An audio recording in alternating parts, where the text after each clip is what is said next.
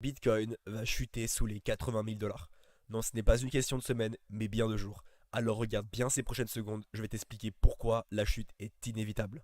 En daily, Bitcoin laisse énormément de liquidités au sud. Depuis le 13 janvier, une trendline s'est créée sous laquelle se cachent des milliards en stop loss. La smart money a créé ces zones intentionnellement pour aller chercher ces liquidités et se repositionner. Mais ce n'est pas tout. Quand on prend un peu de recul, d'accord, comme ceci, et qu'on prend notre Fibonacci qu'on trace comme ça, on voit qu'on a clôturé sous la zone fatidique des 0,236. Statistiquement, quand on clôture sous cette zone, on va chercher les 0,5 de Fibonacci avec une très grosse probabilité. Et où se trouve cette zone? Eh bien aux 82 000 $.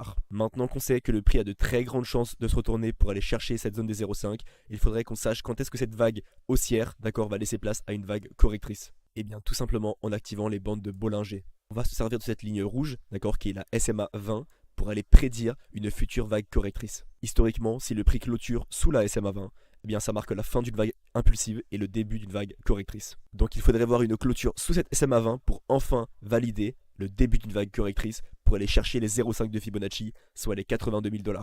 Si on active les fair value gap, on voit qu'il y a un énorme fair value gap laissé aux 80 000 $. Le marché n'aime pas laisser ces zones de déséquilibre ouvertes. Statistiquement, ces gaps sont toujours comblés avant de repartir en tendance haussière. De plus, on voit que ce fair value gap se trouve dans la zone des 0,618 et la zone des 0,786 de Fibonacci, soit une zone clé avant de repartir dans une nouvelle vague haussière. Il ne nous manque plus que cette confirmation de clôturer sous cette SMA 20, d'accord, qui indiquerait du coup une chute brutale pour aller chercher les 0,5 de Fibonacci. On parlait tout à l'heure des liquidités qui se trouvent sous ces lots. Bien si le prix vient tout simplement liquider tout ça, cela voudrait dire qu'il clôture donc sous la SMA 20 et qu'on aurait du coup une entrée parfaite pour aller target les 0,5 de Fibonacci. Si tu es toujours là, c'est que tu as probablement trouvé cette analyse utile, donc n'hésite surtout pas à t'abonner et à lâcher un like. Et surtout, check mon Twitter en description où je poste toutes mes analyses en temps réel. Et voilà pourquoi